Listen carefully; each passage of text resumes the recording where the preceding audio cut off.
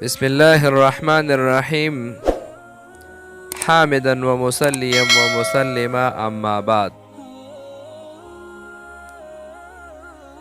د دې نړوان د موږ یو وظیفه ورکړې وه د هغه ماشومانو باره کې چې کوم ماشوم یا ماشومه ډېره زیاته جړا کوي د هغې جړا به انشاءالله د هغې سره ختمېدل خاتمه د هغې سره راځي.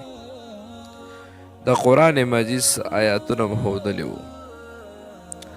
اوس همدغه شان د بل یو مجرب عمل د دهم قرآني آیاتونه دي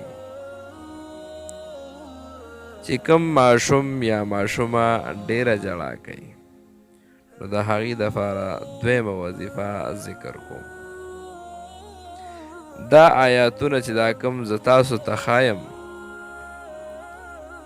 دا په یو خالي پاڼه باندې ولیکئ او د تعویض طریقه به ورسره وکئ، بند به یې کئ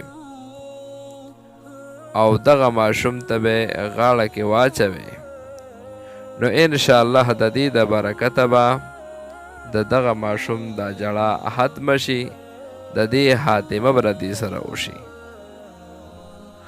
خو د دې دعا ښودل نړوان دي تاسو ته یو ګزارش کوم چې څومره ملګري موږ سره په دې چینل کې نوي نو زموږ دا چینل سبسکرایب کړئ، ټلی نشان ورسره ووهئ چې زموږ نوې وظایف چې کوم دي تاسو ته ټول نه اول درځي نو انشاءالله تاسو ته به ډېره زیاته فایده وکړي او نورو ملګرو ته هم دا طریقه وښایئ چې دا طریقه باندې د قرآني آیاتونه او هر قسم اعمال چې کوم دي په دې کې موجود دي چې د دې نه فایده واخلي نو انشاءالله تاسو ته به هم دعاګانې کوي، موږ ته به هم دعاګانې کوي.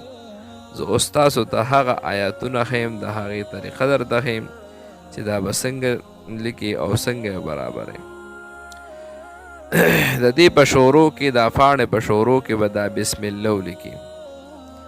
بسم الله الرحمن الرحیم هذا یوم لا ینطقون بسم الله الرحمن الرحیم وخشعت الاصوات للرحمن فلا تسمع الا همسا بسم الله الرحمن الرحیم اليوم نختم على افواههم. پر دریو واړو کې به دا بسم الله په شروع کې لیکل کېږي. زما عزتمندو چې د څومره کسانو ضرورت وي ماشوم یا ماشومه جړا ډېره کوي نو هغې د دغه طریقه کار وکړي، دا د په یو پاڼه باندې ولیکي او د دې نه تعویض جوړ کړي، هغه ماشوم ته د غاړه کې واچي. کله چې دا ماشوم ښه شي پخه به د پوه شي دا تعویض دې لر کړي، صحیح طریقې سره دې په مقبره کې یا ښکلې پاک ځای کې ښخ کړي.